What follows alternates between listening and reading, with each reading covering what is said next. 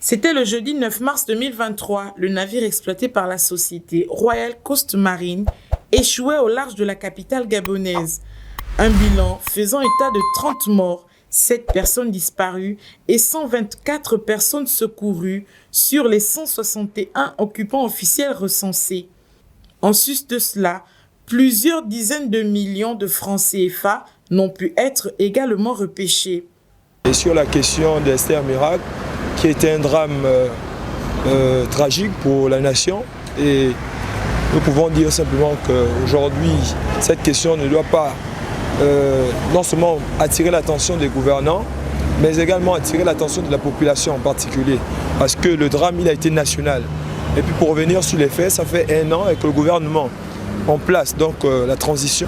Si le gouvernement peut revoir ce dossier, et déjà les commanditaires, simplement les acteurs qui étaient à cette période, et voir la question du transport maritime. Voilà, c'est une question essentielle parce que, comme on le dit, on sait ce qui s'est passé, mais on ne sait pas ce qui va se passer. Ce jour-là, aux environs de 3 heures, le navire Esther Miracle, qui venait de quitter le port-molle de Libreville, chavirait non loin de la Pointe-Denis alors qu'il se rendait à Port-Gentil, à seulement 10 km de la côte. Je ne sais pas si j'ai loupé une information, mais pour l'instant, de tout ce que le CTRI a mené comme action, le dossier n'a pas été revu jusqu'à présent. Je ne veux pas trop m'avancer en disant oui, le dossier a été oublié.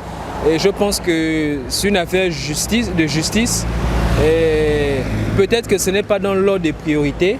Je pense quand même que bon, certainement, si on accorde encore un peu plus de temps, je crois qu'on verra le dossier réapparaître. Des moments de recueillement avaient eu lieu à l'intérieur même du port-molle de Libreville et à l'entrée de celui de Port-Gentil, notamment la journée du 15 mars 2023 qui avait été dédiée aux prières et à la méditation pour les victimes dans un élan de solidarité. En parallèle, une action judiciaire était menée à l'encontre des responsables du navire et de l'administration de la marine marchande. Sur 48 personnes déférées au parquet de la République les 6 et 7 avril, 21 ont été inculpés et placés sous mandat de dépôt par un juge d'instruction pour des faits d'homicide involontaire, blessure involontaire, omission de porter secours, faux et usage de faux et mise en danger de la vie d'autrui. Je pense que les acteurs respectifs devraient répondre de leurs actes, alors que la justice, comme je la connais au Gabon, très juste et équitable pour tous, de remettre le dossier sur la table et de pouvoir donner les torts aux principaux concernés. Certains responsables, tels que Fidel Angouemba, directeur général de la marine marchande, Armand Blaise Mbadinga, fondateur et directeur général de Royal Coast Marine, Pape Biran Diallo, mécanicien du navire Esther Miracle, mais aussi Modou Mbeng, commandant du bateau et son adjoint, avaient été inculpés.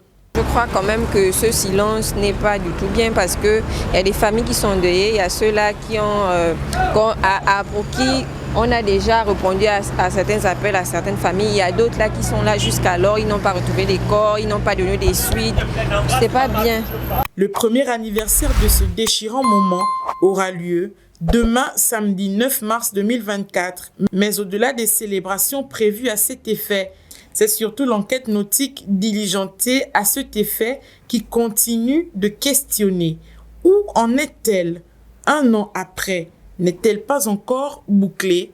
Telles sont les questions que plusieurs Gabonais peuvent se poser 1 an après le drame Esther Miracle.